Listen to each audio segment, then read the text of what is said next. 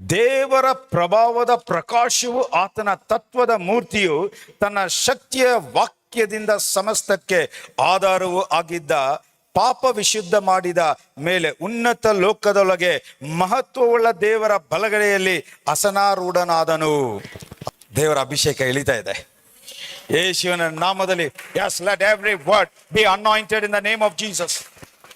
ಬರುವ ವಾಕ್ಯ ಅಭಿಷೇಕ ಮಾಡಲ್ಪಟ್ಟು ಆತ್ಮವಾಗಿಯೂ ಜೀವವಾಗಿಯೂ ನಿಮ್ಮ ಒಬ್ಬೊಬ್ಬರಲ್ಲೂ ಹಾಗೆ ಪ್ರಕಟವಾಗ್ತಾ ಇರೋದ್ರಿಂದ ಇದರ ಫಲವನ್ನು ನೀವು ತೃಪ್ತಿಯಾಗಿ ಅನುಭವಿಸ್ತಾ ಇದ್ದೀರಾ ಅಂತ ಡಿಕ್ಲೇರ್ ಮಾಡ್ತಾ ಇದ್ದೀನಿ. ಯೇಸು ಕಾಣದಿರುವ ದೇವರ ಕಾಣುವ ರೂಪದಲ್ಲಿ ಮಹಿಮೆಯನ್ನು ಪ್ರಕಟಿಸುವುದಂದ್ರೆ ಇವತ್ತು ಅದೇ ಯೇಸು ಕ್ರಿಸ್ತನು ನಿಮ್ಮಲ್ಲಿ ನನ್ನಲ್ಲಿ ದೇವರ ಮಹಿಮೆಯನ್ನು ಪ್ರಕಟಿಸುವಂತೆ. ಆ ಮಹಿಮೆಯು ಯಾವುದಂದ್ರೆ ಆತನ ಕೃಪೆಯು, ಆತನ ಸತ್ಯವು. ಆ ಕೃಪೆಯಲ್ಲೂ ಸತ್ಯವು ಏನಿದೆ ಅಂದ್ರೆ ದೇವರ ಸ್ವಭಾವ, ದೇವರ ಬಲ, ದೇವರ ಶಕ್ತಿ, ದೇವರ ಸಾಮರ್ಥ್ಯ, ದೇವರ ಆಶೀರ್ವಾದಗಳೇ ಆ ಮಹಿಮೆ. ಹಲ್ಲೆಲೂಯಾ. ಅದಕ್ಕೆ ಜೋಬ್ ಈ ರೀತಿ ಹೇಳ್ದ, ನಾನು ದೇವರ ಆತ್ಮದಿಂದಲೇ ನಿರ್ಮಿತನಾಗಿದ್ದೇನೆ. ಅಂದ್ರೆ ನಾನು ದೇವರ ಆತ್ಮದಿಂದಲೇ ರೂಪಿಸಲ್ಪಟ್ಟಿದ್ದೀನಿ. ನನ್ನ ಸ್ಟ್ರಕ್ಚರ್, ನನ್ನ ರಚನೆ ಒಂದು. ಈಗ ನನ್ನ ಜೀವವು ಸರ್ವಶಕ್ತನ ಶ್ವಾಸದಿಂದಲೇ ಉಂಟಾದದ್ದು. ಆತನೇ ನನ್ನನ್ನು ರೂಪಿಸಿದಿರುವುದರಿಂದ, ಅವರು ರೂಪಿಸಿರುವುದರಿಂದ ಈಗ ನನ್ನ ಜೀವ ಇರುವುದು ಕೂಡ ಆತನ ಉಸಿರೇ, ಆತನ ಜೀವವೇ. ಎಷ್ಟು ಜನ ಅರ್ಥ ಆಗ್ತಾ ಇದೆ? ಸೊ ಹಾಗಾದ್ರೆ ನಿಮ್ಮ ಶರೀರದಲ್ಲಿ ಒಂದು ಆರೋಗ್ಯ ಪ್ರಕಟವಾಗಬೇಕು ಅಂದ್ರೆ, ನಿಮ್ಮ ಶರೀರ ಐಶ್ವರ್ಯವನ್ನು ಅನುಭವಿಸಬೇಕಾದ್ರೆ, ನಿಮ್ಮ ಶರೀರ ಒಂದು ಸಮಾಧಾನವನ್ನು ಅನುಭವಿಸ್ಬೇಕಾದ್ರೆ, ಹಾಗಾದ್ರೆ ಅದರ ಅರ್ಥ ಏನು? ಆತನ ಮಹಿಮೆ ಪ್ರಕಟವಾದ್ರೆ ಮಾತ್ರನೇ. ಯಾಕಂದ್ರೆ ಈ ಆರೋಗ್ಯ, ಐಶ್ವರ್ಯ, ಸಮೃದ್ಧಿ, ಜಯ, ಪರಿಪೂರ್ಣತೆ, ಸಮಾಧಾನ, ಶಾಂತಿ ಇವುಗಳೆಲ್ಲ ದೇವರ ಮಹಿಮೆ ಎಂಬುವ ಕೃಪೆ ಸತ್ಯದಲ್ಲಿ ಇರುವ ವಿಷಯ. ಕೃಪೆ ಸತ್ಯ ಎಂಬುವ ಆ ಮಹಿಮೆ ನಿಮ್ಮಲ್ಲಿ ಪ್ರಕಾಶಮಾನವಾಗಿ ಹೊಳೆಯುವಾಗ ಮಾತ್ರನೇ ನೀವು ಆರೋಗ್ಯವನ್ನು ನಿಮ್ಮ ಶರೀರ ಅನುಭವಿಸಕ್ಕೆ ಸಾಧ್ಯ, ಐಶ್ವರ್ಯ ನಿಮ್ಮ ಶರೀರ ಅನುಭವಿಸಕ್ಕೆ ಸಾಧ್ಯ, ಸಮಾಧಾನ ನಿಮ್ಮ ಶರೀರ ಅನುಭವಿಸಕ್ಕೆ ಸಾಧ್ಯ. ಈ ಮಹಿಮೆ ನಿಮ್ಮ ಶರೀರದಲ್ಲಿ ಪ್ರಕಟವಾಗಬೇಕು ಅಂತ ಹೇಳಿದ್ರೆ ಆ ಶರೀರ ದೇವರ ಆತ್ಮದಿಂದ ತುಂಬಿರಲೇಬೇಕು. ಆ ಶರೀರ ದೇವರ ಆತ್ಮದಿಂದ ತುಂಬಿರಲೇಬೇಕು ಅಂದ್ರೆ ಆ ಶರೀರ ದೇವರಿಂದಲೇ ರೂಪಿಸಲ್ಪಟ್ಟಿರಬೇಕು, ದೇವರೇ ರಚನೆಯನ್ನು ಉಂಟು ಮಾಡಿರಬೇಕು, ದೇವರ ಉದ್ದೇಶವನ್ನು ನೆರವೇರಿಸುವಂತೆ ಇರಬೇಕು. ಹಲ್ಲೆಲೂಯಾ. ಅದಕ್ಕೆ ಎಸೇಕಿಯಲ್ ಕೂಡ ಆ ದೇವರು ಎಸೇಕಿಯಲ್ನ ಇದಕ್ಕೆ ತಗೊಂಬಂದು ಒಣಗಿರುವ ಎಲುಬುಗಳಿಗೆ ಹೇಳುವಾಗ, ನೀನು ಇದಕ್ಕೆ ಪ್ರವಾದಿಸು. ಅಲ್ಲಿ ಕೂಡ 2 ಸ್ಟೆಪ್ ನೋಡ್ತಾ ಇದೀವಿ. ಅವನು ಪ್ರವಾದಿಸಿದಾಗ ಅಲ್ಲಿ ಏನುಂಟಾಯ್ತು? ಒಣಗಿರುವ ಎಲುಬುಗಳಿಗೆ ನರ ಉಂಟಾಯಿತು, ಮಾಂಸ ಉಂಟಾಯಿತು, ಚರ್ಮ ಉಂಟಾಯಿತು, ಆದ್ರೆ ಏನು ಉಂಟಾಗ್ಲಿಲ್ಲ. ಎಷ್ಟು ಜನಕ್ಕೆ ಅರ್ಥ ಆಗ್ತಾ ಇದೆ? ಆದ್ರೆ 2ನೇ ಸರಿ ಏನ್ ಹೇಳ್ತಾ ಇದಾರೆ? ಈಗ 4 ದಿಕ್ಕುಗಳಿಂದ ಈಗ ಗಾಳಿ ಬರ್ಲಿ, ಅಂದ್ರೆ ಬೆರತ್, ಜೀವ ಶ್ವಾಸ ಬರ್ಲಿ, ಅದನ್ನ ತುಂಬಿ ಈಗ ಅದಕ್ಕೆ ಜೀವ ಉಂಟಾಗುವಂತೆ ನೀನ್ ಪ್ರವಾದಿಸು. ಯಾಕೆ ಫಸ್ಟ್ ಅಟೆಂಪ್ಟ್ ಅಲ್ಲೇ ಚರ್ಮ, ಮಾಂಸ, ನರ ಎಲ್ಲ ಉಂಟಾದಾಗ್ಲೇ ಯಾಕೆ ಜೀವ ಉಂಟಾಗಿಲ್ಲ? ಅದಕ್ಕೆ ಯಾಕೆ ಅಂತ ಹೇಳಿದ್ರೆ ನಾನು ಓಕೆ, ನಾವು I am coming to the point. ಇಷ್ಟೊತ್ತು ನಾನು ದೇವರು ರೂಪಿಸಿ ಅನಂತರ ಆತನ ತುಂಬಿಸ್ತಾನೆ. ಅವರು ತುಂಬಿಸಬೇಕಂದ್ರೆ ಅವರೇ ರೂಪಿಸಿರಬೇಕು. ಯಾಕಂದ್ರೆ ಆತನ ಉದ್ದೇಶವನ್ನು ನೆರವೇರಿಸೋಕ್ಕೋಸ್ಕರ ಆತನ ಯಾವ ರೀತಿ ರೂಪಿಸಬೇಕು ಅದು ಪರ್ಫೆಕ್ಟ್ ಆಗಿರ್ಬೇಕು. ಅದು ಅರ್ಧ ಬರ್ಧ ಮಾತ್ರ ಇದ್ರೂ ಅಲ್ಲಿ ನೆರವೇರುವುದಿಲ್ಲ. ಅದನ್ನ ಯಾವ ರೀತಿ ದೇವರು ಯಾವ ಉದ್ದೇಶವನ್ನು ನೆರವೇರಿಸುವಂತೆ ಅದು ಪರ್ಫೆಕ್ಟ್ ಆಗಿ ರೂಪಿಸಿರ್ಬೇಕು. ಆವಾಗಲೇ ಆತನ ಜೀವ ಶ್ವಾಸ ಎಂಬುವ ಜೀವ ಅದರಲ್ಲಿ ಬಂದು ಅವರ ಮಹಿಮೆ ಪ್ರಕಟವಾಗಕ್ಕೆ ಸಾಧ್ಯ. ಯಾಕೆ ದೇವರು ಈ ರೀತಿಯಾದ ಡಿಸೈನ್ ಇಟ್ಟಿದ್ದಾರೆ? Let me explain you with example. ಎಲ್ಲ ಗಮನದಿಂದ ಕೇಳಿ. I want everyone to receive this. ಯೇಸುವಿನ ನಾಮದಲ್ಲಿ ಇವತ್ತು ಯೂಟ್ಯೂಬ್ ಅಲ್ಲಿ, ಫೇಸ್ಬುಕ್ ಅಲ್ಲಿ, ವಿಡಿಯೋದಲ್ಲೂ ನೋಡಿ ಅಂತ ಒಂದು ಪ್ರಸನ್ನತೆ ಅನುಭವಿಸ್ತಾ ಇದ್ದಾರೆ ಅಂದ್ರೆ ಈ ಸ್ಥಳದಲ್ಲಿ ನೀವು ಕೂತಿರೋರು ಅದಕ್ಕಿಂತ ಡಬಲ್ ಆಗಿ ನೀವು ಅನುಭವಿಸ್ಬೇಕು. ಹಲ್ಲೆಲೂಯಾ. ಯೇಸುವಿನ ನಾಮದಲ್ಲಿ ನಿಮ್ಮ ಆತ್ಮ ಇದನ್ನ ಸ್ವೀಕಾರ ಮಾಡಿಕೊಳ್ಳುವಂತೆ ನಿಮ್ಮ ಮನಸ್ಸು ಈಗ ಶುದ್ಧವಾಗ್ಲಿ, ಪರಿಶುದ್ಧವಾಗ್ಲಿ, ಅನುಕೂಲವಾಗಿರ್ಲಿ. ಎಲ್ಲ ಶರೀರದ ಕಾಯಿಲೆ, ಶರೀರದ ಸ್ವಭಾವಗಳನ್ನ ನಿರ್ಮೂಲ ಮಾಡಿ ವಾಕ್ಯವು ಸುಲಭವಾಗಿ ಒಳಗಡೆ ನುಗ್ಗಿ ಆ ಕಾರ್ಯವನ್ನು ಮಾಡುವಂತೆ ಈಗ ಯೇಸುವಿನ ನಾಮದಲ್ಲಿ ಡಿಕ್ಲೇರ್ ಮಾಡ್ತಾ ಇದ್ದೀನಿ. Let your soul receive it. Let your mind be renewed in the mighty name of Jesus. ಈಗ ನಾನು ಉದಾಹರಣೆಯಿಂದ ಹೇಳ್ತೀನಿ, ತುಂಬಾ ಗಮನದಿಂದ ಕೇಳಿ. ಈಗ ನಾನು ಒಂದು ಕಾರ್ ಮ್ಯಾನುಫ್ಯಾಕ್ಚರರ್ ಅನ್ಕೊಳ್ಳಿ. ಈಗ ನಾನು ಕಾರ್ ಬಾಡಿನ ಬಿಲ್ಡ್ ಮಾಡಿದ್ದೀನಿ. ಕಾರ್ ಎಲ್ಲ ರೆಡಿ ಆಗಿದೆ. ಈಗ ಕಾರ್ಗೆ ಇಂಪಾರ್ಟೆಂಟ್ ಅಂತ ಹೇಳಿದ್ರೆ ಏನ್ ಹೇಳ್ತೀರಾ?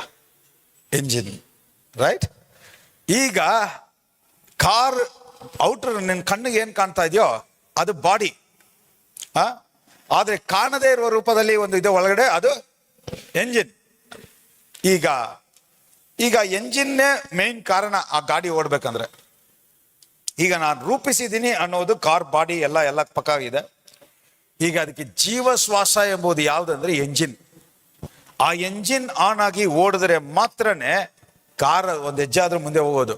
ಆ ಎಂಜಿನ್ ಇಲ್ಲ ಅಂದ್ರೂ, ಎಂಜಿನ್ ಸರಿಯಾಗಿಲ್ಲ ಅಂದ್ರೂ, ಎಂಜಿನ್ ಕೆಲಸ ಮಾಡ್ತಾ ಇಲ್ಲ ಅಂದ್ರೂ ಏನಾಗಲ್ಲ, ಆ ಕಾರ್ ಬಾಡಿ ಮೂವ್ ಆಗಲ್ಲ.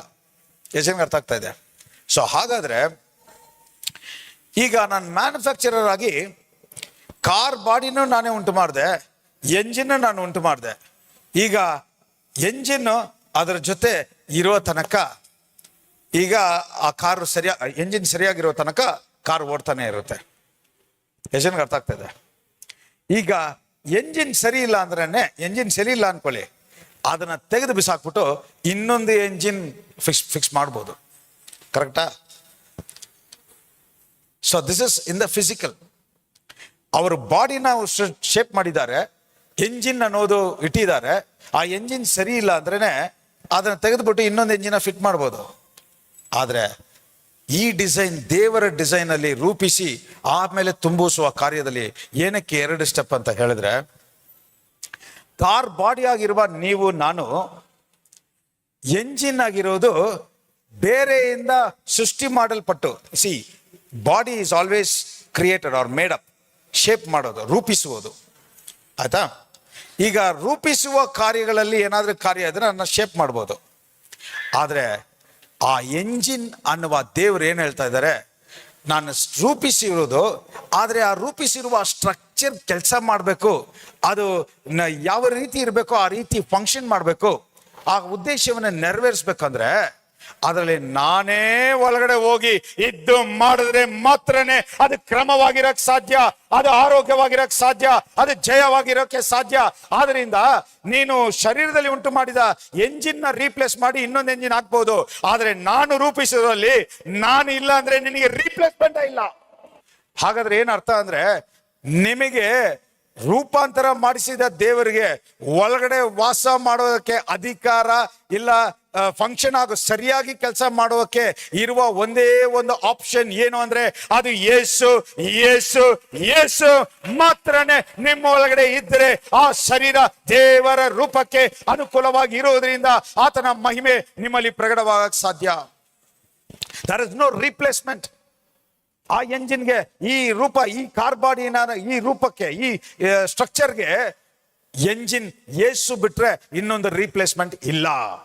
ಇದಕ್ಕೋಸ್ಕರನೇ ಈಗ ಕೂಡ ಆನ್ಲೈನ್ ಅಲ್ಲಿ ನೋಡ್ತಾ ಇರೋರು, ನೀವು ಸುಖವಾಗಿ, ಆರೋಗ್ಯವಾಗಿ, ಆಶೀರ್ವಾದವಾಗಿ, ಜಯವಾಗಿ, ಸಮಾಧಾನವಾಗಿ, ಶಾಂತಿಯಿಂದ, ಪ್ರೀತಿಯಿಂದ ನೀವು ಈ ಲೋಕದಲ್ಲಿ ದೇವರ ನಿಮಗೆ ಅಂತ ಇಟ್ಟಿರುವ ಆಶೀರ್ವಾದವನ್ನು ನೀವು ಅನುಭವಿಸಬೇಕು ಅಂತ ಹೇಳಿದ್ರೆ, ನೀವು ಸ್ಟ್ರಕ್ಚರ್, ನೀವು ಒಂದು ಪಾತ್ರೆ, ನೀವು ಒಂದು ಕಾರ್ ಬಾಡಿ, ಆದ್ರೆ ಎಂಜಿನ್ ಆಗಿರುವ ಯೇಸು ಒಳಗಡೆ ಇದ್ರೆ ಮಾತ್ರನೇ ನೀವು ಆ ಫಲವನ್ನು ಅನುಭವಿಸಕ್ಕೆ ಸಾಧ್ಯ. ಇದಕ್ಕೇನೆ ಯೇಸುವನ್ನು ಸ್ವಂತ ರಕ್ಷಕನಾಗಿ ಸ್ವೀಕರಿಸಿಕೊಂಡು ದೇವರ ಆತ್ಮದಿಂದ ತುಂಬಿ ಆತನ ಮಹಿಮೆಯನ್ನು ಪ್ರಕಟಿಸುವುದು ಒಂದು ಆಯ್ಕೆ ಅಲ್ಲ, ಇದು ದೇವರ ಸಿಸ್ಟಮ್, ಇದು ದೇವರ ಡಿಸೈನ್.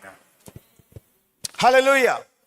ಸೊ ಹಾಗಾದ್ರೆ ಯಾಕೆ ಅವರು ಈ ರೀತಿಯಾಗಿ ರೂಪಿಸಿದ್ದಾರೆ ಅಂದ್ರೆ, ಎಲ್ಲವೂ ಕ್ರಮವಾಗಿದ್ರೇನೆ ದೇವರ ಮಹಿಮೆ ಪ್ರಕಟವಾಗ ಸಾಧ್ಯ. ಅದಕ್ಕೇನೆ ಆದಿಕಾಂಡ 1:2 ಕೂಡ ಏನ್ ಹೇಳ್ತಾ ಇದ್ದಾರೆ, ಆ ಭೂಮಿ ಹೇಗಿತ್ತು, ಕ್ರಮವಿಲ್ಲದೆಯೂ ಬರಿದಾಗಿತ್ತು. ಹಾಗಾದ್ರೆ ಅದನ್ನ ತುಂಬಿಸೋಕ್ ಮುಂಚೆ ಅದೆಲ್ಲ ಕ್ರಮವಾಗಿ ಮಾಡ್ಬೇಕಾಯ್ತು. ಇನ್ನೊಂದು, ಅವರು ಕ್ರಮವಾಗಿ ಮಾಡುವುದು ಮಾತ್ರ ಅಲ್ಲ, ಆ ಕೆಪಾಸಿಟಿ, ಆತನ ಮಹಿಮೆ ಮಿತಿ ಇಲ್ಲದೆ ಇರುವ ವೆಯ್ಟ್, ಆ ವೆಯ್ಟ್ ನ ಹೊಂದಿಕೊಳ್ಳುವ ರೀತಿಯಲ್ಲಿ ಆ ಪಾತ್ರೆ ಇರಬೇಕು. ಹಾಗಾದ್ರೆ the vessel must match the glory of God. ದೇವರ ವೆಯ್ಟ್ ನ ಹೊಂದಿಕೊಳ್ಳುವಂತೆ. ಇದಕ್ಕೆ ಮನುಷ್ಯನು ಏನು ಮಾಡಿದ್ರು ಅದು ದೇವರ ಪಾತ್ರೆಗೆ ಹೋಲಿಕಾಗಿರಕ್ ಸಾಧ್ಯವಿಲ್ಲ. ಅವನು ಎಂತ ಐರನ್ ಮೆಟಲ್ ಏನು ಸ್ಟ್ರಾಂಗೆಸ್ಟ್ ಇದೆಯೋ ಆ ತಡ್ಕೊಳ್ಳುವ ಶಕ್ತಿ ದೇವರ ಶಕ್ತಿ ಕಂಪೇರ್ ಮಾಡಕ್ಕಾಗಲ್ಲ. ಆದ್ರಿಂದಾನೇ ಮನುಷ್ಯನು ರೂಪಿಸುವ ಆ ರಚನೆಯಲ್ಲಿ, ಸ್ಟ್ರಕ್ಚರ್ ಅಲ್ಲಿ ದೇವರ ಕೆಪಾಸಿಟಿ, ದೇವರ ಎಬಿಲಿಟಿ, ದೇವರ ವೆಯ್ಟ್, ಆ ಮಹಿಮೆಯ ವೆಯ್ಟ್ ತಡ್ಕೊಳಕ್ಕಾಗಲ್ಲ. ಇದಕ್ಕೆ ಮನುಷ್ಯನು ಏನು ರೂಪಿಸಿದ್ರು ಅದರಲ್ಲಿ ದೇವರ ಮಹಿಮೆ ಪ್ರಕಟವಾಗಕ್ಕೆ ಸಾಧ್ಯ ಇಲ್ಲ. ಎಷ್ಟು ಜನಕ್ಕೆ ಅರ್ಥ ಆಗ್ತಾ ಇದೆ? ಸೊ ಹಾಗಾದ್ರೆ ಕ್ರಮವಾಗಿರ್ಬೇಕು, ಆತನ ಮಹಿಮೆಯನ್ನು ಹೊಂದಿಕೊಂಡು ಆ ಪಾತ್ರವಾಗಿ ದೇವರ ರೂಪಿಸಿರಬೇಕು. ಮೂರನೇದು, ಆ ಪಾತ್ರೆ ದೇವರ ಉದ್ದೇಶವನ್ನು ನೆರವೇರಿಸುವಂತದ್ದಾಗಿರ್ಬೇಕು. Hallelujah. So let me quickly get this. ಈ ವಾಕ್ಯವನ್ನು ಈಗ ನೀವು ದೇವರ ಪ್ರಕಾರ ರೂಪಾಂತರ ಆಗಿದ್ರೆ ಮಾತ್ರನೇ ದೇವರ ಜೀವಶ್ವಾಸ ಎಂಬುವ ಒಳಗಡೆ ಯೇಸು ವಾಸ ಮಾಡಕ್ ಸಾಧ್ಯ. ಜೀವಶ್ವಾಸ ಎಂಬುವ ಯೇಸು ಇದ್ರೆ ಮಾತ್ರನೇ ಅವರ ಮಹಿಮೆ ನಿಮ್ಮಲ್ಲಿ ಪ್ರಕಟವಾಗಕ್ಕೆ ಸಾಧ್ಯ ಅನ್ನೋದಕ್ಕೊಂದು ವಾಕ್ಯ ಕೊಡ್ತೀನಿ. ಎಲ್ಲ ಇದನ್ನ ಅರಿಕೆ ಮಾಡಿ. ಇದನ್ನ Romans 9:23. He does this to make the riches of his glory shine even brighter on those whom he shows mercy, who we were prepared in advance for glory. Actually ನನಗೆ ಬೇಕಾಗಿರುವ ಪದ ಯಾವುದಂದ್ರೆ who are prepared in advance, who are prepared in advance for glory. ಪ್ರಭಾವ ಹೊಂದುವುದಕ್ಕೆ ತಾನು ಮುಂದಾಗಿ ಸಿದ್ಧ ಮಾಡಿದ. ಮುಂದಾಗಿ ಸಿದ್ಧ ಮಾಡಿ, ಎಲ್ಲ ಹೇಳಿ ಜೋರಾಗಿ. ಮುಂದಾಗಿ ಸಿದ್ಧ ಮಾಡಿದ, ಮುಂದಾಗಿ ಸಿದ್ಧ ಮಾಡಿದ. ಈಗ ಹೇಳಿ, ಮುಂದಾಗಿ ಸಿದ್ಧ ಮಾಡಿದ ಅಂತ ಯಾವಾಗ? ಜಗದುತ್ಪತ್ತಿಗೆ ಮುಂಚೆನೆ. ಮಹಿಮೆ ಎಂಬುವ ಕೃಪೆ ಸತ್ಯ, ಆ ಕೃಪೆ ಸತ್ಯದಲ್ಲಿರುವ ಫಲಗಳನ್ನ ನಮ್ಮ ಶರೀರದಲ್ಲಿ ಹೊಳೆಯುವಂತೆ ನಮ್ಮನ್ನು ಜಗದುತ್ಪತ್ತಿಗೆ ಮುಂಚೆನೇ ನಮ್ಮನ್ನ ಆ ಮಹಿಮೆಯಿಂದ ತುಂಬಿಸಿದಾರಂತೆ. Hallelujah. He does this to make the riches of his glory shine even brighter. ಅಂದ್ರೆ ಏನರ್ಥ? ದೇವರ ಹಳೆ ಒಡன்பಡಿಕೆಯಲ್ಲಿ ಈ ಮಹಿಮೆಯನ್ನು ಹೆಂಗಾದ್ರೂ ತೋರಿಸ್ಬಿಡ್ಬೇಕು, ಹೆಂಗಾದ್ರೂ ಇವರಲ್ಲಿ ಪ್ರಕಟವಾಗಬೇಕು ಅಂತ ಪ್ರಯತ್ನ ಪಟ್ಟು ಪಟ್ಟು ಅದನ್ನ ನಡೀದೆ. ಈಗ ಹೊಸ ಒಡன்பಡಿಕೆಯಲ್ಲಿ ಅವರೇ ಒಳಗಡೆ ಬಂದು ಆ ಮಹಿಮೆಗಿಂತ ಈಗ ನನ್ನ ಮಹಿಮೆನ ಹಿಂದಿನ ಇದಕ್ಕಿಂತ ಮುಂದೆ ಇರುವ ಮಹಿಮೆ ಶ್ರೇಷ್ಠವಾದದ್ದು, ಬಲವಾದದ್ದು, ವಿಶೇಷವಾದದ್ದು, ಮಹಿಮೆ ಉಳ್ಳದು ಅಂತ ಈಗ ಪ್ರಕಟಪಡಿಸ್ತಾ ಇದ್ದಾರೆ. Hallelujah. Receive it. ಈಗ ಕೂಡ ನೀವು ಇವತ್ತು ನಾವು ಯಾರು ನಿಮ್ಮ ಪರಿಸ್ಥಿತಿಗಳು ಬೇಕಾದ್ರೆ ಅನುಕೂಲವಾಗಿಲ್ಲದೆ ಇರ್ಬೋದು, ಕಷ್ಟದಲ್ಲಿರ್ಬೋದು, ನಷ್ಟದಲ್ಲಿರ್ಬೋದು. ಇದೆಲ್ಲ ಬಂದ್ಬಿಟ್ಟು ಏನೋ ಮಧ್ಯದಲ್ಲಿ ಎಲ್ಲ ಚೆನ್ನಾಗಿತ್ತು, ಹಿಂಗಾಗೋಯ್ತು. ಅಂದ್ರೆ ಶರೀರದಲ್ಲಿ ನೀವೇನೋ ಮಾಡಿ ಹಿಂಗಾಗೋಯ್ತು ಅನ್ನೋದಕ್ಕೋಸ್ಕರ ಅಲ್ಲ. ಇದೆಲ್ಲ ಪಾಪದ ನಿಮಿತ್ತವಾಗಿ ಯಾವ ರೀತಿ ಶೈತಾನ ನಮ್ಮ ಜೀವನವನ್ನು ನಾಶಪಡಿಸ್ದ, ಆದ್ರೆ ಅದರಿಂದ ಯೇಸುವಿನ ರಕ್ತದ ಮೂಲಕ, ಮರಣದ ಮೂಲಕ, ಪುನರುತ್ಥಾನದ ಮೂಲಕ ಮತ್ತೆ ದೇವರ ಬಳಿಯಲ್ಲಿ ಜಗದುತ್ಪತ್ತಿಗೆ ಮುಂಚೆ ಯಾವ ಮಹಿಮೆ ನನ್ನಲ್ಲಿ ಪ್ರಕಟಪಡಿಸಬೇಕೋ ಆ ಮಹಿಮೆ ಎಂಬುವ ಯೇಸುವೆ ನನ್ನಲ್ಲಿ ಇದ್ದಾರೆ ಎಂಬುವ ತಿಳುವಳಿಕೆ ಇಲ್ಲದೆ ಇರುವುದರಿಂದಾನೇ ನೀವು ಆ ಪರಿಸ್ಥಿತಿಯಲ್ಲಿದ್ದೀರಾ. It is just about the revelation of that glory. ಈ ಮಹಿಮೆಯ ಆ ಮಹಿಮೆಯೇ ಯಾರು? ಯೇಸು. ಯೇಸುವಲ್ಲಿ ಆ ಮಹಿಮೆ ಏನು? ಕೃಪೆಯು ಸತ್ಯವು. ಆ ಕೃಪೆಯಲ್ಲಿಯೂ ಸತ್ಯದಲ್ಲೇ ದೇವರು ನೀವು ಅದಕ್ಕೆ ಪಾತ್ರರಾಗಿ ಇಲ್ಲದೆ ಇರುವ ಆತನ ಮಹಿಮೆಯ ಆಶೀರ್ವಾದ, ಆರೋಗ್ಯ, ಸಮೃದ್ಧಿ, ಸಂಪತ್ತು, ಶಾಂತಿ, ಪ್ರೀತಿ ಎಲ್ಲವನ್ನೂ ಇಟ್ಟಿರೋದು ಯೇಸುವಿನ ನಾಮದಲ್ಲಿ. ಈಗ ಕೂಡ ನಾವು ಲೆಟ್ ಮಿ ಎಕ್ಸ್ಪ್ಲೈನ್ ಯು. ಈಗ ಅರ್ಥ ಆಯ್ತಲ್ಲ ಯಾಕೆ ಎರಡು ಡಿಸೈನ್ ಅಂತ, ಯಾಕೆ ಎರಡು ಸ್ಟೆಪ್. ಸೊ ಫಸ್ಟ್ ಸ್ಟೆಪ್ ಅವ್ರು ಏನೇ ರೂಪಿಸಿದ್ರು, ಸೆಕೆಂಡ್ ಸ್ಟೆಪ್ ಅದು ಅವರಾಗೇ ಒಳಗಡೆ ಇದ್ರೆ ಮಾತ್ರನೇ ಕ್ರಮವಾಗಿ, ಸರಿಯಾಗಿ, ಆಶೀರ್ವಾದವಾಗಿ. ಇವತ್ತು ಕೂಡ ನೀವು ಯಾಕೆ ದೇವರ ಪ್ರಸನ್ನತೆಯಲ್ಲಿ ಇರಬೇಕು, ಯಾಕೆ ಸಭೆಗೆ ಬರಬೇಕು, ಯಾಕೆ ಮಾರ್ನಿಂಗ್ ಪ್ರೇಯರ್ ಅಟೆಂಡ್ ಮಾಡಬೇಕು, ಯಾಕೆ ವಾಕ್ಯವನ್ನು ಧ್ಯಾನ ಮಾಡಬೇಕು ಅಂತ ಹೇಳಿದ್ರೆ, ನೀವು ಬಾಡಿ ಆಗಿದ್ದೀರಾ, ಆದ್ರೆ ಎಂಜಿನ್ ಆಗಿ ಯೇಸು ಒಳಗಡೆ ಇದ್ರೆ ಮಾತ್ರನೇ, ಯೇಸು ಇದ್ದಾರೆ ಎಂಬುವ ಪ್ರಕಟಣೆಯಲ್ಲಿ ಇದ್ರೇನೆ, ಯೇಸು ಇದ್ದಾರೆ ಎಂಬುವ ಪ್ರಜ್ಞೆಯಲ್ಲಿ ಇದ್ರೇನೆ, ಯೇಸುವಿನ ಜ್ಞಾನದಿಂದ, ಯೇಸುವಿನ ವಿವೇಕದಿಂದ, ಯೇಸುವಿನ ತಿಳುವಳಿಕೆಯಿಂದ, ಯೇಸುವಿನ ಪ್ರಕಟಣೆಯಿಂದ ನೀವು ಇರುವಾಗ ಮಾತ್ರನೇ ನಿಮಗೆ ಯೇಸುವಿನ ಮಹಿಮೆ ಎಂಬುವ ಆ ಕೃಪೆಯು, ಆ ಸತ್ಯವು ನಿಮ್ಮಲ್ಲಿ ಬಲವಾಗಿ ಪ್ರಕಟವಾಗುವುದಂತ ಯೇಸುವಿನ ನಾಮದಲ್ಲಿ ಡಿಕ್ಲೇರ್ ಮಾಡ್ತಾ ಇದೆ. It is Jesus himself that glory, and that glory is a grace and truth which cannot be earned. ಇಂಥ ಮಹಿಮೆ ಎನ್ನುವ ಆ ಕೃಪೆಯನ್ನು, ಸತ್ಯವನ್ನು ನೀವು ಸಂಪಾದನೆ ಮಾಡಕ್ಕಾಗಲ್ಲ. ನೀವೇನೋ ಮಾಡಿ ಅದನ್ನ ದುಡ್ಡು ಕೊಟ್ಟು ಕೊಂಡ್ಕೊಳ್ಳೋ ತರ ನೀವು ಮಾಡಕ್ಕಾಗಲ್ಲ. ಇದು ಅವರ ಜೊತೆ ಇರುವ ಸಂಬಂಧದ ನಿಮಿತ್ತವಾಗಿ ಆ ಮಹಿಮೆ ನಿಮ್ಮಲ್ಲಿ ಪ್ರಕಟವಾಗುವ ಕಾರ್ಯ. It is an intimacy with that one Jesus Christ. It is intimacy with God through Jesus Christ. ಆತನ ಜೊತೆ ಐಕ್ಯತೆ, ಅನ್ಯೂನತೆ, ಆ ಸಂಬಂಧ ಎಷ್ಟು ಬಲವಾಗಿದೆಯೋ ಅಷ್ಟು ಬಲವಾಗಿ ನಿಮ್ಮ ಶರೀರದಲ್ಲಿ ಪ್ರಕಟವಾಗುತ್ತೆ. I am not releasing this anointing. ಓದಿ 1 ಕೊರಿಂಥಿಯನ್. ಇವತ್ತು ವಿಶ್ವಾಸಿಯಾಗಿರುವ ನಾನು ರಚನೆ, ಆ ಸ್ಟ್ರಕ್ಚರ್, ಆ ವೆಸಲ್ ಅಂದ್ರೆ ಏನು, ಅದನ್ನ ತುಂಬಿಸೋದಂದ್ರೆ ಏನು ಅನ್ನೋದನ್ನ ಈಗ ನೋಡೋಣ. ನೀವು ದೇವರ ಆಲಯವಾಗಿದ್ದೀರೆಂದು ದೇವರ ಆತ್ಮನು ನಿಮ್ಮಲ್ಲಿ ವಾಸ ಮಾಡುತ್ತೇನೆಂದು ನಿಮಗೆ ಗೊತ್ತಿಲ್ಲವೋ? ಹಾಗಾದ್ರೆ ಏನರ್ಥ? ಈಗ ನನಗೆ ಹೇಳಿ. ಈಗ ದೇವರು ನಿಮ್ಮ ಜೊತೆ ಐಕ್ಯತೆಯಾಗಿ ಒಂದಾಗಿರೋದು ಆತ್ಮದಲ್ಲಿ. ಆದ್ರೆ ಗೂಡಾರ ಅನ್ನೋದು ಯಾವುದು ಗೊತ್ತಾ ದೇವರಿಗೆ? ನಿಮ್ಮ ಪ್ರಾಣ, ಸೋಲ್. ಈಗ ಅದಕ್ಕೆ ಇಫ್ ನಿಮ್ಮ ರಚನೆ ಅಂತ ಹೇಳುವಾಗ ಆತ್ಮದ ಮಂಡಲದಲ್ಲಿ ಫಿಸಿಕಲ್ ಅಲ್ಲ, ಇಟ್ ಈಸ್ ದ ಸೋಲ್ ರಿಲಮ್. ಪ್ರಾಣ, ನಿಮ್ಮ ಮನಸ್ಸು, ನಿಮ್ಮ ಮನಸ್ಥಿತಿ, ನಿಮ್ಮ ಭಾವನೆಗಳು, ಅದುವೇ ದೇವರಿಗೆ ರಚನೆ. ಹಾಗಾದ್ರೆ ದೇವರ ಆತ್ಮ ನಿಮ್ಮೊಂದಿಗೆ ಆತ್ಮವಾಗಿ ಒಂದಾಗುವುದಕ್ಕೆ ಕಾರಣ ಏನಂದ್ರೆ ನಿಮ್ಮ ಪ್ರಾಣ ಎಂಬುವ ಒಳಗಿನ ಮನುಷ್ಯನನ್ನು ಬಲಪಡಿಸೋಕ್ಕೋಸ್ಕರ. ನಿಮ್ಮ ಪ್ರಾಣ ಒಳಗಿನ ಮನುಷ್ಯನಾಗಿ, ಆ ಪ್ರಾಣ ಎಂಬ ಒಳಗಿನ ಮನುಷ್ಯ ದೇವರು ಬಂದು ವಾಸ ಮಾಡುವಂತೆ ಆ ಹೃದಯವನ್ನು ಸರಿಯಾದ ಕಂಡೀಷನ್ ಅಲ್ಲಿ ಇರೋದು, ಸರಿಯಾದ ಹೃದಯ. ನೆನ್ನೆ ಫಾಸ್ಟಿಂಗ್ ಪ್ರೇಯರ್ ಅಲ್ಲಿ the blessed is the man who fierce the lord and walks in his path ಅಂತ ಓದಿದ್ವಿ. ಭಯಭಕ್ತಿ ಉಳ್ಳುವ ಮನುಷ್ಯ ಸತ್ಯ ಮಾರ್ಗದಲ್ಲಿ ನಡೆಯಿದ್ರೆ ಅವನು ಧನ್ಯನು, ನಡೆಯುವವನು ಧನ್ಯನು. ಹೌದಾ? ಸೊ ಹಾಗಾದ್ರೆ ನಾನೇನು ಹೇಳಿದೆ? ಆ ಸತ್ಯ ಮಾರ್ಗದಲ್ಲಿ ನಡೆಯುವಂತ ಒಂದು ಭಯಭಕ್ತಿ ಉಳ್ಳವನಾಗಿರ್ಬೇಕು ಅಂದ್ರೆ ಅದಕ್ಕೇನು ವಿವರಣೆ ಕೊಟ್ಟೆ? ದೇವರ ವಾಕ್ಯದ ಮೂಲಕ ರೈಟ್ ಹಾರ್ಟ್, ಸರಿಯಾದ ಹೃದಯ ಉಳ್ಳವನಾಗಿದ್ದರೆ ಅವನು ಸರಿಯಾದ ಮಾರ್ಗದಲ್ಲೇ ನಡೀತಾನೆ. ಸರಿಯಾದ ಕಾರ್ಯಗಳು, ಸರಿಯಾದ ಆಶೀರ್ವಾದಗಳು ಅವನಲ್ಲಿ ಪ್ರಕಟವಾಗುವುದು. ಸೊ ಆಕ್ಚುಲಿ ಅದನ್ನೇ ಇಲ್ಲಿ ಹೇಳ್ತಾ ಇರೋದು. So your structure is not this physical body. ಕಣ್ಣು ಇದೆಯಾ, ಕಿವಿ ಇದೆಯಾ, ಕಾಲಿದೆಯಾ? ಅಲ್ಲ. ನಿನ್ನ ಹೃದಯ, ನಿನ್ನ ಮನಸ್ಸು, ಅದು ಯಾವ ಭಾವನೆಯಲ್ಲಿದೆ? ಅದರಲ್ಲಿ ಕಹಿ ಇದೆಯಾ, ದ್ವೇಷ ಇದೆಯಾ, ಕೋಪ ಇದೆಯಾ, ಹೊಟ್ಟೆ ಕಿಚ್ಚು ಇದೆಯಾ,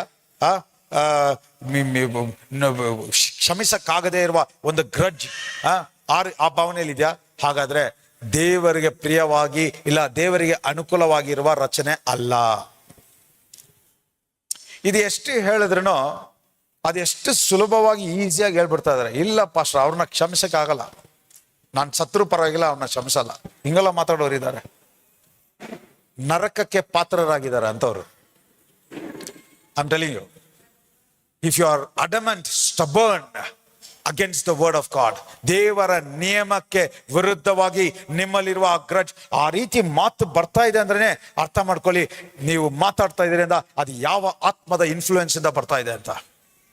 ದೇವರ ಆತ್ಮ ಆ ಶರೀರದಲ್ಲಿ ಇರುವುದಾದ್ರೆ ಅಂತ ಮಾತುಗಳು ಬಾಯಲ್ಲಿ ಬರಲಿಕ್ಕೆ ಸಾಧ್ಯನೇ ಇಲ್ಲ. ಯಾಕಂದ್ರೆ ಪ್ರಾಣ, ನಿಮ್ಮ ಮನಸ್ಸು, ಅದು ಒಂದು ಆತ್ಮದ ಇನ್ಫ್ಲೂಯೆನ್ಸ್ ಅಲ್ಲಿ ಇದೆ. ಅದು ಯಾವಾಗ್ಲೂ ದೇವರ ಆತ್ಮದೊಂದಿಗೆ ಅನ್ಯೂನ್ಯತೆಯಲ್ಲಿದ್ದು ಆ ಸ್ವಭಾವವನ್ನು ಪ್ರಕಟಿಸುವ ರೀತಿಯಲ್ಲಿ ದೇವರು ಸೃಷ್ಟಿ ಮಾಡಿದ್ರು. ಆದ್ರೆ ಒಳ್ಳೆದರ ಕೆಟ್ಟದರ ಮರದ ಹಣ್ಣನ್ನು ತಿಂದ ಕೂಡಲೇ ಯೇಸುವಿನ ಜ್ಞಾನ ಹೋಗಿ ಇನ್ನೊಂದು ಜ್ಞಾನ ಓಪನ್ ಆಗೋಯ್ತು. ಅವಾಗ್ಲೇ ಈಗ ಮನುಷ್ಯನು ಅದರ ನಿಮಿತ್ತವಾಗಿ ಇವತ್ತು ಈ ಕಣ್ಣಿಂದ ಏನ್ ಕಾಣ್ತಾ ಇದೆಯೋ ಅದನ್ನೇ ನೋಡಿ ನೋಡಿ ನಡೀತಾ ಇರೋದ್ರಿಂದನೇ ಇವರಿಗೆ ಅವ್ರನ್ನ ಕ್ಷಮಿಸಕ್ಕೆ ಆಗ್ತಾ ಇಲ್ಲ. ಈ ಶರೀರ ಕಣ್ಣು ಮರೆ ಆದ್ರೆ ಮಾತ್ರನೇ ಆತ್ಮದ ಕಣ್ಣುಗಳು ತೆರೆದು ದೇವರ ಪ್ರೀತಿ ಎಂತದು ಅಂತ ನಿಮ್ಮ ಹೃದಯದಲ್ಲಿ ಬಂದು ಅವರು ತಪ್ಪೇ ಮಾಡಿದ್ರು ನಾ ಮನಪೂರ್ವಕವಾಗಿ ಅವ್ರನ್ನ ಕ್ಷಮಿಸ್ತಾ ಇದ್ದೀನಿ ಅಂತ ಹೇಳುವ ಒಂದು ಮನೋಭಾವನೆ ಬರುವುದು. ಹಲ್ಲೆಲೂಯಾ. ಯೇಸುವಿನ ನಾಮದಲ್ಲಿ ಈಗ ಕೂಡ ಯಾವಾಗ ನೀವು ದೇವರ ಆಲಯವಾಗಿದ್ದೀರಾ ಅಂತ ನಿಮ್ಮ ಮನಸ್ಸು, ನಿಮ್ಮ ಪ್ರಾಣ ಅನುಕೂಲವಾಗಿರುವಾಗ, ಈಗ ಆ ಸ್ಟ್ರಕ್ಚರ್ ಫಾರ್ಮೇಷನ್ ಏನಂದ್ರೆ ಇಂಥ ಮಾತು ಬರುವಾಗ ಈಗ ಕೂಡ ನಾನು ಹೇಳ್ತಾ ಇದ್ದೀನಿ, ಡೋಂಟ್ ಬಿ ಸ್ಟಬರ್ನ್. ಇದು ಏನ್ ಮಾಡಿದ್ರೆ ಆಗಲ್ಲ, ಇದು ನಡೆಯಲ್ಲ, ನಾನು ಬದಲಾವಣೆ ಆಗಲ್ಲ, ಆ ಥರ ಇರಬೇಡಿ. ಅಪ್ಪ, ಇದು ನನ್ನ ಶರೀರ ಪರಿಸ್ಥಿತಿ ಆ ಥರ ಇದೆ, ಆದ್ರೆ ನಿನ್ನ ವಾಕ್ಯ ನನ್ನ ಬಂದು ನನ್ನ ಮನಸ್ಸನ್ನು ಮಾನಸಾಂತರ ಪಡಿಸ್ಲಪ್ಪ, ನಿನ್ನ ವಾಕ್ಯ ನನ್ನನ್ನು ಸರಿಪಡಿಸ್ಲಪ್ಪ, ನಿನ್ನ ವಾಕ್ಯ ಆ ರಚನೆಯನ್ನು, ಆ ಸ್ಟ್ರಕ್ಚರ್ನ ಸರಿಪಡಿಸ್ಲಪ್ಪ. ಇದರ ನಿಮಿತ್ತವಾಗಿ ನಿನ್ನ ಫಲವಾಗಿ ನಿನ್ನ ಪ್ರೀತಿ ಮಾತ್ರ ಹರಿಲಿ. ನೀನು ನನ್ನ ಒಳಗಡೆಯಿಂದ ಅವ್ರನ್ನ ಕ್ಷಮಿಸು, ನೀನು ಈ ತಪ್ಪುಗಳನ್ನ ಕ್ಷಮಿಸು, ಅವ್ರನ್ನ ಕ್ಷಮಿಸುವ ಹಾಗೆ ನನಗೆ ಹೃದಯವನ್ನು ಕೊಡು. ಇಂಥ ಮಾತು ನಾನು ಹೇಳ್ತಾ ಇದ್ದೀನಿ. ದೇವರ ಮಹಿಮೆ ಬಲವಾಗಿ ನಿಮ್ಮ ಶರೀರದಲ್ಲಿ ಪ್ರಕಟವಾಗುವಂತೆ ಅನುಕೂಲವಾಗಿರುವ ಕಾರ್ಯ. ಯೇಸುವಿನ ನಾಮದಲ್ಲಿ ಈಗ ಕೂಡ ನಾಡ್ತಾ ಇದೆ. ನೀವು ಯಾವಾಗ ಸರಿಯಾದ ಹೃದಯದಲ್ಲಿ ನಿಮ್ಮ ಮನಸ್ಥಿತಿ, ನಿಮ್ಮ ಮನೋಭಾವನೆ ಸರಿಯಾಗಿದೆಯೋ ಆವಾಗಲೇ ನೀವು ದೇವರ ಸತ್ಯದಲ್ಲಿ ನಡೆಯಕ್ಕೆ ಸಾಧ್ಯ. ವಾಕ್ಯದಲ್ಲೆಲ್ಲ ನೋಡ್ತಿ, obey the word, obey the God, ದೇವರಿಗೆ ವಿಧೇಯರಾಗಿ ಇದನ್ನ ಮಾಡಿ, ಇದರಂತೆ ನಡೀರಿ. ಸಿ ದ ಪದ, the word obey itself, ಇದು ಹೆಂಗಂದ್ರೆ ಒಬೇ ದ ಮೀನಿಂಗ್ ಏನ್ ಗೊತ್ತಾ? ನಿನಗೆ ಇಷ್ಟ ಇದ್ರು ಇಷ್ಟ ಇಲ್ಲದಿದ್ರು ನೀನು ಅದನ್ನೇ ಮಾಡಲೇಬೇಕು. ಫಾರ್ ಎಕ್ಸಾಂಪಲ್, ನೀನು ಕೆಲ್ಸಕ್ಕೆ ಹೋಗ್ತಾ ಇದೆಯಾ, ನಿನಗೆ ಆಗಲ್ಲ, ಕಷ್ಟ ಅಂದ್ರೆ 8 ಅವರ್ ಮಾಡಲೇಬೇಕು ಅಂದ್ರೆ ಯು ನೀಡ್ ಟು ಒಬೇ. ಇಲ್ಲ ಸಂಬಳ ಬರಲ್ಲ, ಇಲ್ಲ ಕೆಲಸದಿಂದ ತೆಗೆದಾಕ್ಬಿಡ್ತಾರೆ. ಈಗ ಇಷ್ಟ ಇಲ್ಲದೆ ನೀನು ಕಡ್ಡಾಯವಾಗಿ ಮಾಡಬೇಕಾಗಿರೋದು ಒಬೆ. ಆದರೆ ಇವತ್ತು ನೀವು ನಾನು ಯಾವಾಗ ಇಂಥ ಸತ್ಯವನ್ನು ಹೊಂದಿಕೊಂಡು ಆ ಸತ್ಯದ ಆತ್ಮದಿಂದ ತುಂಬಿ ಆ ಸತ್ಯದ ಆತ್ಮ ನನ್ನ ಆತ್ಮದೊಂದಿಗೆ ಒಂದಾಗುವಾಗ ಈಗ ನಾನು ವಿಧೇಯರಾಗೋ ಅವಶ್ಯಕತೆ ಇಲ್ಲ. ಈಗ ಸತ್ಯದ ಆತ್ಮವೇ ನನ್ನ ನಡೀತಾ ಇರೋದ್ರಿಂದ ನನ್ನ ಸ್ವಭಾವವೇ ಆ ರೀತಿಯಾಗಿರೋದ್ರಿಂದ ನನಗೆ ಅದು ಬಿಟ್ರೆ ಬೇರೆ ಏನು ಗೊತ್ತಾಗಲ್ಲ. ಆದ್ರಿಂದ ಈಗ ನಾನು ಕಷ್ಟಪಟ್ಟು ವಿಧೇಯರಾಗ್ತಾ ಇಲ್ಲ, ನಾನು ಇರುವುದೇ ಹಾಗೆ. That is not obeying, you are being. ವಿಧೇಯರಾಗ್ತಾ ಇಲ್ಲ, ನೀವು ಇರುವುದೇ ಹಾಗೆ. ಹಲ್ಲೆಲೂಯಾ. ಈಗ ನಾನು ಮನೆ ಕಟ್ಟಿ ಅಲ್ಲಿ ವಾಸ ಮಾಡ್ತಾ ಇದ್ದೀನಿ ಅಂದ್ರೆ ಅಲ್ಲಿ ನಾನು ಕಷ್ಟಪಡ್ತಾ ಇಲ್ಲ. ಅಯ್ಯೋ ಹೋಗ್ಬೇಕಾ ಹೋಗ್ಬಾರ್ದ, ನಾನು ಇರುವುದೇ ಅಲ್ಲೇ, ನಾನು ಇರುವುದೇ ಹಾಗೆ. ಐ ಆಮ್ ಟೆಲಿಂಗ್ ಯು, ವಾಕ್ಯವನ್ನು ಹೊಂದಿಕೊಂಡು ನೀವು ಅದರಂತೆ ಮಾಡುವವರಲ್ಲ, ನೀವು ಅದರಂತೆ ಇರುವವರು. You are that very word. ನೀವು ಆ ವಾಕ್ಯವಾಗಿಯೇ ಇದ್ದೀರಿ. ಯಾಕಂದ್ರೆ ಈಗ ಶರೀರ ಮಾತ್ರನೇ, ಆ ಶರೀರದಲ್ಲಿ ಪ್ರಕಟವಾಗ್ತಾ ಇರೋದು ಯೇಸುವಾಗಿರೋದ್ರಿಂದ ನೀವು ಇರುವುದೇ ಹಾಗೆ, ನಿಮ್ಮ ಸ್ವಭಾವನೇ ಹಾಗೆ, ನಿಮ್ಮ ಜೀವನ ಶೈಲಿನೇ ಹಾಗೆ. ಹಾಗಾದ್ರೆ ಏನರ್ಥ? ಈಗ ಶರೀರದಲ್ಲಿ ಕಾಯಿಲೆ ಇದ್ರೆ ಕಾಯಿಲೆಯನ್ನು ಗುಣಪಡಿಸುವುದಲ್ಲ, ಆರೋಗ್ಯವಾಗಿರುವ ಯೇಸು ಆ ಮಹಿಮೆ ಪ್ರಕಟವಾದ್ರೆ ನಿಮ್ಮ ಶರೀರ ಆರೋಗ್ಯವಾಗೇ ಇರಬೇಕು.